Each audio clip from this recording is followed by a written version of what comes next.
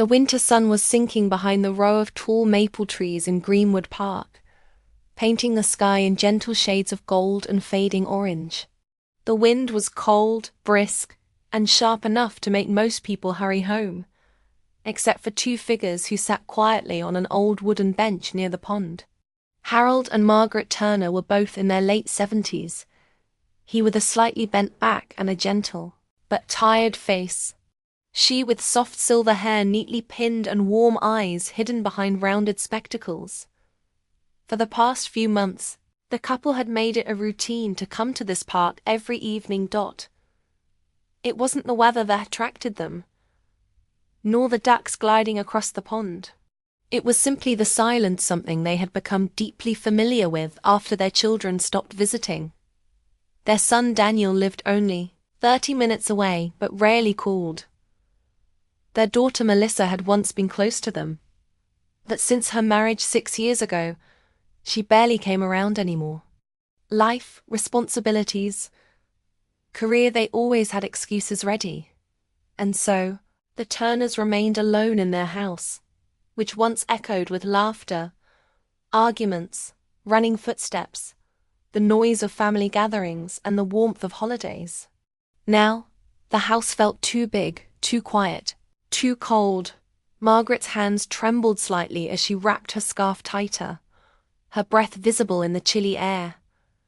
"It's colder than yesterday. Maybe we shouldn't stay long today," she whispered gently.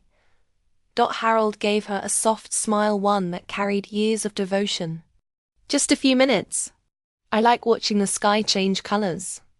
Margaret nodded, though he could sense she said it mostly for his sake. She looked at him, his wrinkled face, the light in his eyes that had not dimmed. Despite everything, he had always been strong for the both of them. A pair of joggers ran past them, laughing, full of life. A group of teenagers tossed a football a few feet away, shouting energetically. A young mother pushed a stroller, humming to her baby. Life surrounded them. Yet none of it touched the Turners. They simply watched, quietly existing. "Do you think Daniel will call today?" Margaret asked after a long pause. Her voice trembled not from the cold, but from the fear of hoping again. Harold looked at the pond. "Maybe," he said softly. "He's busy." She knew he didn't believe it. Neither did she. That the lie was comforting enough. Silence stretched again, only broken by the rustling leaves and distant laughter. For a moment, Margaret imagined their children when they were young. Daniel had a habit of climbing trees. He wasn't supposed to.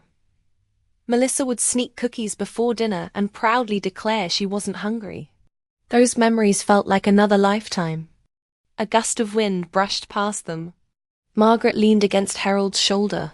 They didn't speak. Years of companionship had taught them that silence could be just as meaningful as words. Then, suddenly, the peace around them shifted. A young man, perhaps in his mid-20s, walked slowly toward the same bench. He wore a navy blue jacket, jeans, and a backpack slung loosely over one shoulder.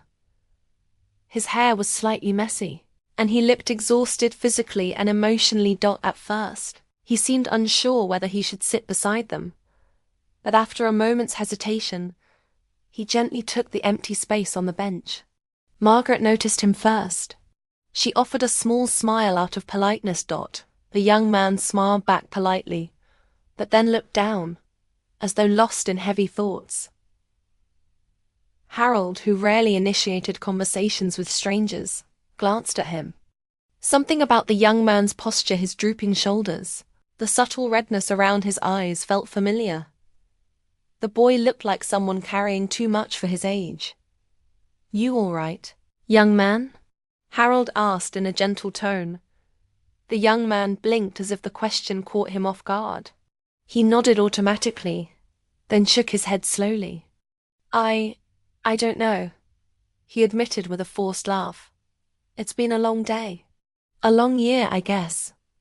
Margaret exchanged a quick look with Harold. She leaned forward slightly. Sometimes saying it out loud helps. The young man hesitated. Then he sighed. My name's Ethan, he began quietly.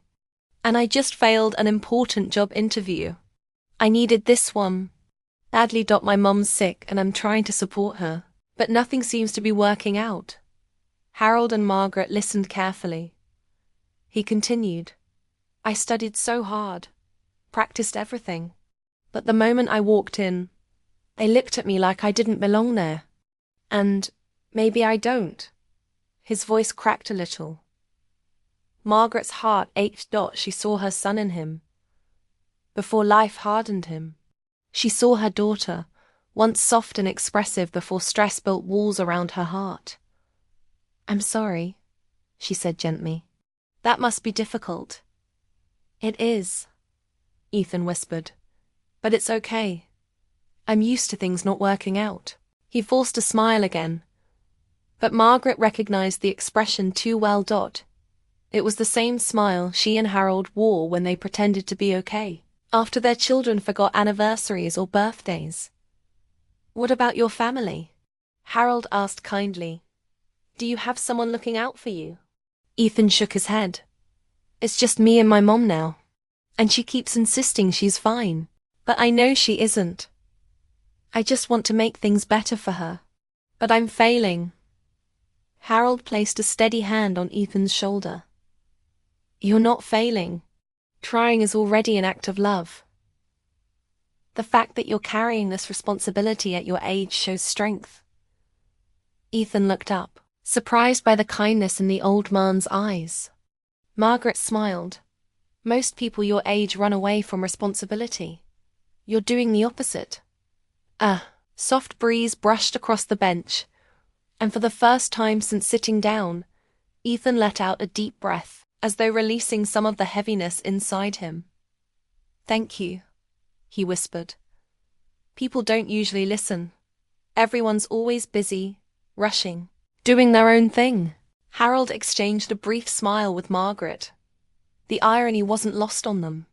Their own children had become experts in being busy. The three sat quietly for a while, watching ducks swim across the pond. Ethan finally spoke again. What about you both? You come here often? Every evening, Harold replied. It's peaceful here. It feels warm, Margaret added softly. Even on cold days, Ethan nodded. I don't mean to pry, but you both look like you've lived a whole world of life. Do your kids visit you often? The couple stiffened for a brief moment. Harold looked down. Margaret's lips pressed together, slightly, but neither lied. Not very often, Margaret said finally, her voice delicate. We raised them with love, Harold added quietly. They're good kids. Life just took them away. Ethan swallowed, guilt flashing across his face. I'm sorry. I didn't mean to bring up anything painful. You didn't, Margaret assured him with a gentle smile. Talking about them keeps us connected to them. Ethan looked at them closely. The lonely bench, the fading daylight, the way they sat so close together, yet so alone in the world. Something inside him stirred. My mother is like you, he said softly. Always waiting. Always hoping I'll come home early. Always smiling, even when she's hurting. Margaret reached out and touched his hand, briefly.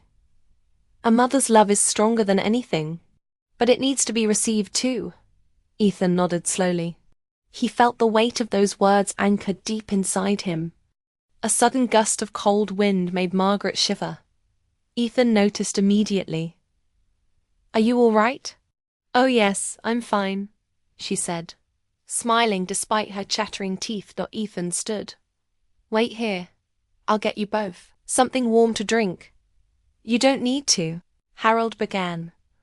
I want to, Ethan insisted gently. Before they could argue, he jogged away toward the small cafe near the park entrance. The couple watched him go. He's a good boy, Margaret said softly. Harold nodded.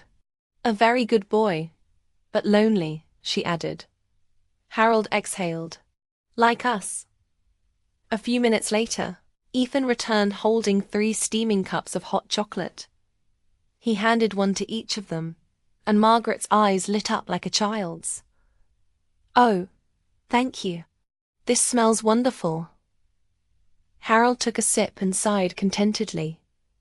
"You didn't have to spend your money on us." Ethan shook his head. "Money comes and goes. People don't." Margaret's heart warmed more than the drink warmed her hands. The sky grew darker, the golden hues fading into deep blue. Streetlights flickered on, and the park slowly emptied. But the 3 remained on the bench, talking as if they had known each other for years.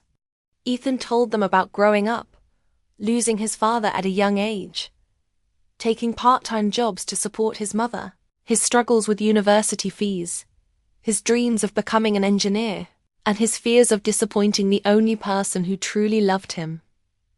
Harold shared stories from his years as a schoolteacher, how he used to stay after class for students who needed help, even when he wasn't paid for it. Margaret talked about her days as a librarian, how she loved the smell of old books and helping children discover the joy of reading. Ethan listened with genuine fascination, interrupting only to ask questions or laugh at Harold's witty remarks. He didn't realize how much he had missed talking to people who listened with full hearts. As the night deepened, Harold checked his watch. "We should head home." "Margaret, it's getting late." "Yes," she agreed softly, though she seemed reluctant to end the moment. Ethan stood up with them. "May I walk you home? Just to make sure you get there safely." Harold hesitated, then nodded. "We'd appreciate that." The walk was slow, partly because of Harold's stiff knees and partly because none of them wanted the evening to end. Ethan carried Margaret's small purse and offered his arm when the sidewalk turned uneven. They finally reached a cozy little house with a red front door and a porch light flickering lightly. The paint was fading, and the garden needed trimming, but there was something warm and nostalgic about the place. "This is us," Harold said with a soft smile. Ethan nodded, admiring the simple home. "It's lovely." Margaret looked at him, her eyes shining with a mix of affection and something Ethan didn't understand yet. "Would you like to visit us again?" she asked gently. "We don't get many visitors these days." Ethan hesitated, then smiled. "I'd like that. Very much." Harold extended his hand, and Ethan shook it firmly. Margaret placed a hand on his arm. "Take care of your mother, Ethan. She needs you more than you think." Ethan swallowed, emotion tightening his chest. "I will." As he walked away, he kept glancing back at the elderly couple waving at him from their porch.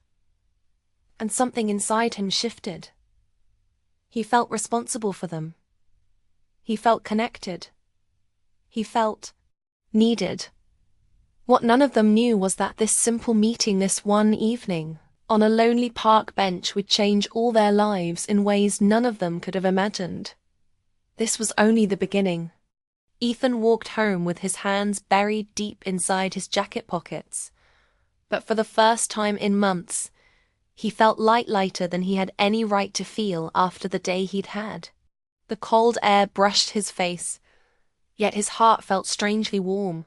He kept replaying the meeting with Harold and Margaret in his mind. Their smiles, their gentle voices, their soft gratitude. They had treated him like he mattered, like he wasn't just another young man struggling to survive. When he reached his small apartment, he found his mother asleep on the couch, wrapped in a thin blanket. The television glowed softly in the background. She had been waiting for him, he realized, and the guilt stabbed him painfully. He quietly placed a pillow under her head and pulled the blanket up to her shoulders. For a moment he just stood there, watching her chest rise and fall gently, her face tired but peaceful. Then he whispered, "I'll do better, Mom. I promise." With that vow echoing inside him, he went to bed. The next evening Greenwood Park was colder the next day, the wind sharper, and the sky a pale grey instead of orange. Yet Harold and Margaret were there sitting on the same old bench, hands clasped together, as if the weather didn't matter. Or maybe the silence of home was colder than the air outside. Margaret looked around every few seconds, trying to appear casual, but Harold noticed. "You're waiting for him," he teased softly. She cleared her throat, embarrassed. "I'm not. I just think he might come again." Harold chuckled. "You haven't been this eager to meet a young man since our son was in college." Margaret gave him a playful nudge. "Don't make fun of me. I'm not." He squeezed her hand. "He's a nice boy. And lonely," she added again. Harold nodded. "So are we." But before the weight of that truth settled over them, they heard hurried footsteps. Ethan approached with a shy smile and 2 bags in his hands. "I brought sandwiches," he announced like a child who had just won a prize. "I didn't know what you liked, so I bought 3 different kinds." Margaret's face lit up like someone had switched on a lamp inside her. "Oh, Ethan, that's too kind of you." Harold stood up slowly, his knees cracking slightly, and patted Ethan on the back. "You didn't have to bring us anything." "I wanted to," Ethan replied sincerely. "Yesterday meant a lot to me." The 3 of them sat down together, and Ethan unpacked the sandwiches turkey for Harold, grilled cheese for Margaret, and a chicken one for himself. As they ate, they talked just simple conversations at first. About the weather. About how the ducks always crowded near the children with bread. About the old tree near the pond that had survived every storm for decades. But soon, their conversations deepened, as they always did. Ethan told them how his mother hadn't been eating well. Margaret immediately asked if she could prepare something nutritious for her someday. Harold offered advice on balancing caregiving with personal goals. The older couple truly listened to every word Ethan spoke, never interrupting, never dismissing him. It was the kind of attention he had unknowingly been craving. When they finished eating, Ethan hesitated before speaking again. "I was thinking I could come again tomorrow, if you're usually here around this time." Margaret couldn't hide her happiness. "We'd love that." Harold nodded in agreement. "We're always here. Same bench, same time. Old people love routine." Ethan laughed softly. "Then I guess it's my routine now too." A new bond forms. Days passed, then weeks. The winter began preparing itself for spring, the sky warming slightly each day. Yet the routine remained the same. Ethan arriving at the park bench with something small: tea, bread, soup, blankets, and Harold and Margaret waiting with smiles full of warmth. Little by little, they became part of each other's lives. Ethan learned that Harold had taught English for over 40 years and had changed countless students' lives. He learned that Margaret had spent decades running the town's library club for children. And the couple learned about Ethan, his part-time jobs, his ambitions, his failures, and his fears.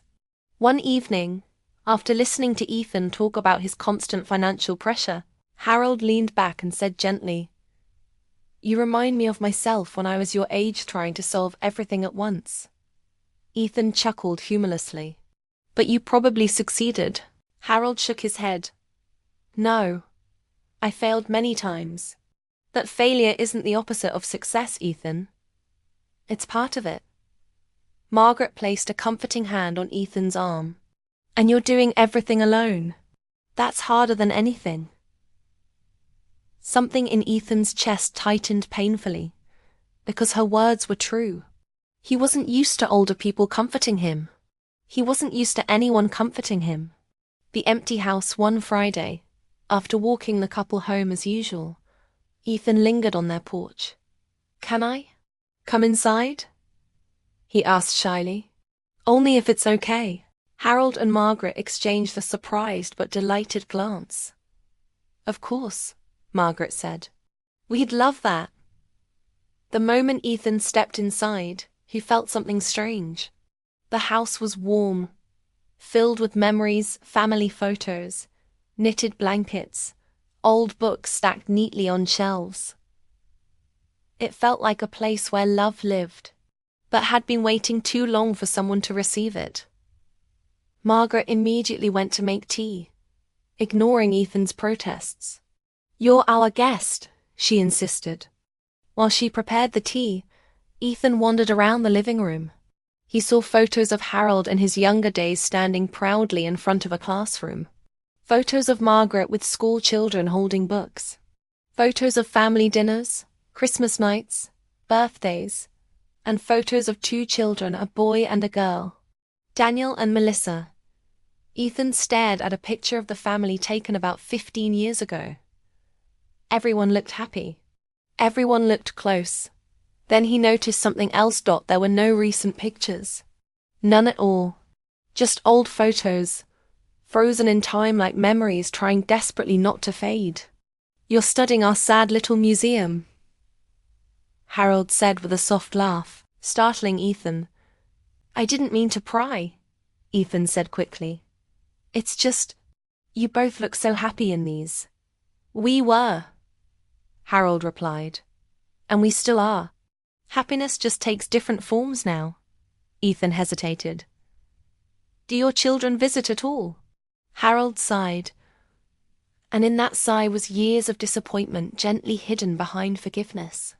"They're living their own lives," he said simply. "We don't want to burden them." "They're not very good at remembering us," Margaret added quietly. "But we still hope." Ethan felt his throat tighten. He thought of his own mother, how she waited for him even when she was ill, how she smiled even when she was hurting.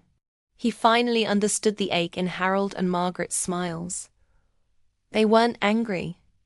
They were just lonely. Margaret returned with a tray of tea and cookies. Harold helped her set it down. The three of them talked for hours until Ethan realized it was almost midnight. "I should go," he said reluctantly. Harold opened the door. "Come again soon." Ethan smiled. "I will." And he meant it. The missed calls. Over the next few days, Ethan visited the couple more frequently, not just in the park, but at their home. He helped Harold fix a broken bulb, assisted Margaret in reorganizing her old bookshelves, and listened to their stories of the past. But during those visits, Ethan noticed something. The home phone often rang, sometimes twice, sometimes 3 times, but the caller would hang up before Harold answered. Strange. Once, Ethan even saw Daniel flash on the caller ID before it disconnected. "Do they always hang up like that?" he asked. Harold shrugged. "They're probably busy. Maybe they call by mistake." Margaret tried to smile. "We're grateful they call at all." But Ethan wasn't convinced. It felt like guilt calls. Calls made out of a sense of obligation, but not love. And every time the phone rang, the couple's faces brightened, only to dim seconds later. It hurt Ethan more than he expected. Ethan's decision. One night, Ethan returned home and found his mother coughing harshly in the kitchen. She looked weak, and Ethan felt fear rush through him. "Mom, why didn't you tell me it was this bad?" She waved him off weakly. "I don't want to trouble you, darling. You work so hard." He held her shoulders gently. "You're not a trouble. You're my mother." Those words came out instinctively, because he had heard something similar from Margaret. Suddenly, everything became clear to him. Harold and Margaret were showing him the kind of love his mother had always given him, and he owed it to all 3 of them to be present, truly present. He sat down beside his mother and told her everything about the couple, about their loneliness, about how much their kindness meant to him. His mother smiled softly. "They sound lovely." "They are," Ethan said. "And they deserve better than being forgotten." "So do you," she whispered, cupping his cheek tenderly. He closed his eyes. That night, Ethan made a decision. He would not fail the good people in his life. Not his mother, not Harold, Margaret. No one deserved to be left alone. A rainy day one evening, heavy clouds darkened the sky and rain poured down violently. Ethan rushed to the park with an umbrella, worrying the elderly couple might be waiting there despite the weather. When he reached the old bench, he saw them, huddled together, shivering under a single scarf. Margaret's clothes were soaked, and Harold's hands were trembling. Ethan ran toward them, horrified. "What are you doing out here in this weather?" Harold looked up weakly. "We didn't want to miss you." Something inside Ethan broke. He opened the umbrella and wrapped his jacket around Margaret's shoulders. "You could have called me." "We don't like bothering you," Margaret whispered. Ethan knelt in front of them, rain soaking his hair. "You were never a bother to me. Never." He walked them home slowly, his arms around them like they were fragile treasures. Once inside, he prepared hot soup, covered them with blankets, and sat beside them until their shivering stopped. Margaret held his hand tightly. "You're like the son we never had," she whispered. Harold nodded weakly. "Or the son we lost somewhere along the way." Ethan squeezed their hands, tears building behind his eyes. "You have me," he said. "I'm not going anywhere." A storm of confessions later that night. The couple sat on the couch while Ethan sat opposite them. "Can I ask something?" Ethan said quietly. Harold nodded. "Why did your children stop visiting?" Margaret looked down at her lap. "We don't know. Life changed. They moved on." Harold sighed. "We tried to understand. We even tried calling them. But after a while, they stopped answering." Ethan clenched his jaw. "You don't deserve that." Margaret smiled sadly. "Sometimes children forget the hands that raised them." Ethan leaned forward. "I won't forget. Not you. Not my mom." Harold's eyes softened. "You're a good young man." The room was warm, but the emotions were warmer. The small house, once filled with silence, felt alive again. And all three of them knew. A bond had been formed. A real bond. One that destiny had brought to life on a lonely park bench. The twist begins. But as the days passed, something began to change. Someone was watching. Someone who didn't like Ethan's presence. Someone who finally realized what they had been taking for granted for too many years. Someone who was about to come knocking, and not with kindness. The peace was fragile. And the storm of truth was coming. The unexpected call. It was a quiet Monday morning when Harold's phone rang. The ringtone, a familiar tune from decades ago, made him pause. He hadn't heard it in months. Margaret, who was knitting near the window, looked up. "Maybe it's them," she whispered, hope flickering in her eyes. Harold frowned slightly. "It's been so long. I don't want to get my hopes up." But the number flashing on the screen was unmistakable. Daniel, their son. Harold's hands trembled slightly as he answered. "Hello?" His voice was cautious.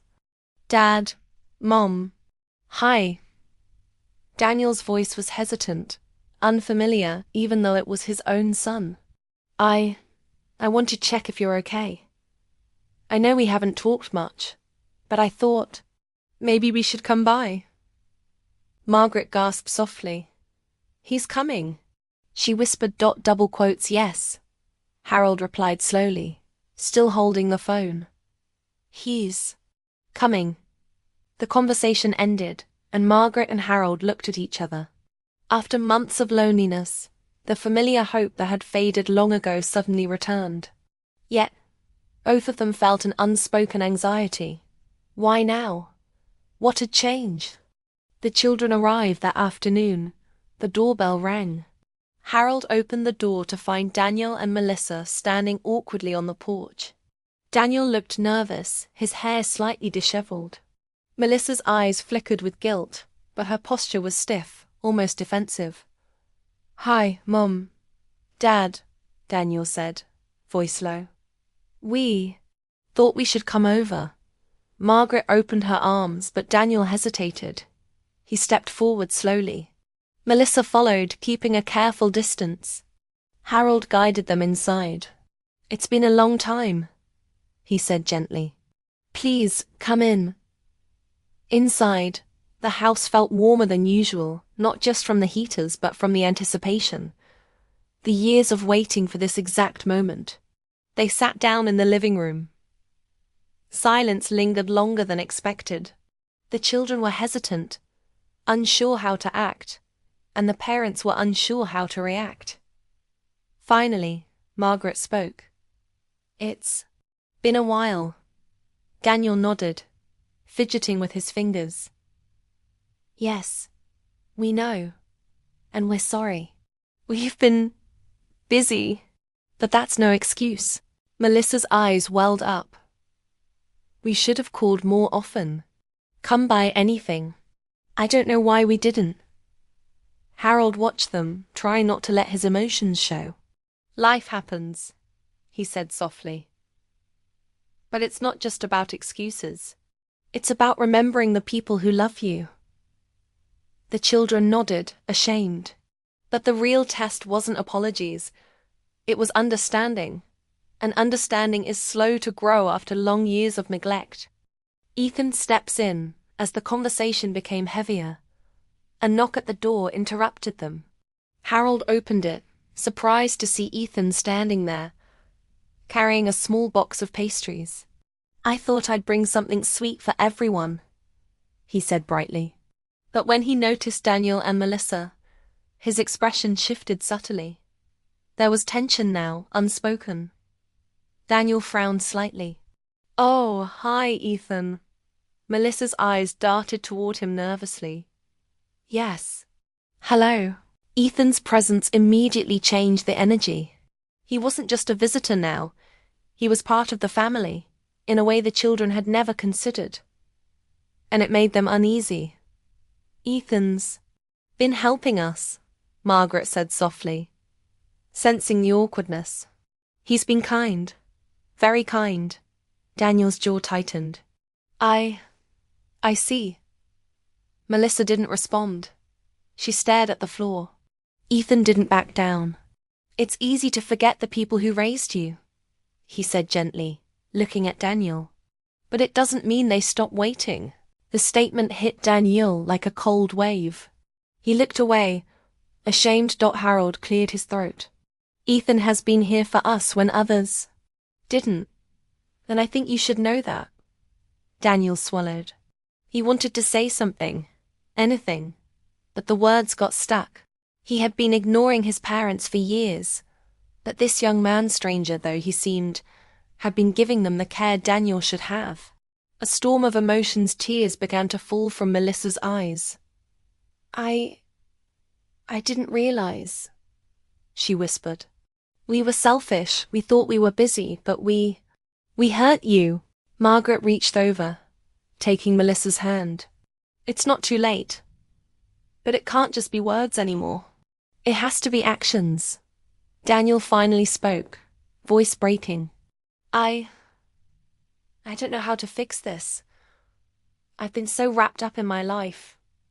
Work. Everything. I forgot what really matters." Harold's gaze softened. "You start by being here now. By caring today. That's how it starts." Ethan, sensing the tension, took a step back, letting the moment belong to the family. Yet, his heart ached for the Turners. He had grown to love them like his own family, and he knew how much pain this reunion could bring if mishandled. Rebuilding trust over the next few days, Daniel and Melissa began to visit more frequently. They brought groceries, helped clean the house, and sat with Harold and Margaret, listening to stories from the past. Ethan continued to be a part of their lives, not intruding but supporting. Sometimes he would accompany the Turners to the park. Other times, he would stay back and let the children reconnect naturally. Yet, the wounds of years of neglect didn't heal immediately. There were tense moments, silent stares, and subtle resentment simmering beneath polite conversations. Trust had to be earned, not given. One evening, as the family sat together, Daniel finally admitted, "I should have called. I should have been here. I can't change the past, but I want to try. I want to make things right." Melissa nodded. "Me too. I see now how much we've taken for granted." Harold smiled faintly. "Then that's a start." Margaret added softly, "It won't be easy. But every visit, every call, every act of love counts. A shadow lurks despite the small victories. Not everything was smooth." Daniel and Melissa, while remorseful, were not ready to fully accept the changes in their lives. Their pride, their resentment at having to face their guilt, sometimes made interactions awkward. Ethan noticed it, and one evening as they left the Turners' home, he whispered to Margaret, "They're trying, but it's still complicated. You've been abandoned before, and now they're back. It'll take time for you to trust again." Margaret nodded, her eyes glistening. "We know, but at least they're here now. That's what matters." Ethan smiled softly. "Yes, it does. But remember, not everyone returns with pure intentions. Sometimes it's easier for people to pretend to care than to face the consequences of their absence." Margaret's brow furrowed. "What do you mean?" "I mean, be cautious," Ethan said. "Love is powerful, but it can be fragile. And some people, sometimes even family, can hurt you again if you let your guard down too quickly." Harold looked at Ethan, concern shadowing his features. "We trust our children, but we'll keep your words in mind." Ethan nodded. "Good. I only want the best for you both." The turning point the next week, Daniel and Melissa made a joint decision. They wanted to host a small dinner at their parents' house. They cooked, cleaned, and set the table with care. The Turners were touched, and Ethan helped in the kitchen, silently ensuring everything went smoothly. Dinner began with cautious conversation, laughter slowly returning. Stories were shared, jokes told, memories revisited. It felt like the house had regained a small piece of its lost warmth. Halfway through, Daniel stood. "I want to say something." "Mom, Dad, I've been terrible. I took you for granted. I wasn't there when I should have been. I can't undo it. But I want to spend more time with you. I promise." Melissa added, "Me too. I don't want to be selfish anymore. I want to be part of your lives, really." Tears welled up in Margaret's eyes. Harold held her hand tightly. "That's all we needed. That's all we ever wanted." Ethan watched from the corner, a quiet smile on his face. He had played a small part in bringing this family back together, but he knew the real work, healing, trust, rebuilding, was in their hands now. A flicker of threat. Just as the family was finding warmth, there was a sudden knock on the door. It was unexpected, late in the evening. Ethan frowned. Who could that be at this hour? Harold hesitated, then opened the door slowly. A man in a dark coat, unfamiliar and stern-looking, stood there. His eyes darted toward Ethan and lingered in a way that made the young man uneasy. "May I help you?" Harold asked cautiously. The man's lips curled slightly. "I think I can. But first, may I speak to the children alone?" Daniel and Melissa froze, suspicion flashing across their faces. Something about the stranger didn't feel right. Ethan instinctively stepped forward. "Who are you? What do you want?" The man smiled coldly. "Let's just say, I'm here to remind you, not all reunions are safe. Not all intentions are pure." The room went silent. The air felt heavy, as though the warmth they had just rebuilt was being threatened. Harold's voice shook slightly. You can't just barge in here." The stranger's eyes darted to the Turners. "I'm not here for them. I'm here for someone who thinks they can fix the past. Someone who shouldn't interfere." Ethan's heart raced. He realized immediately that their peaceful reunion was about to be tested. Margaret whispered, gripping Harold's arm. Who? Who is he?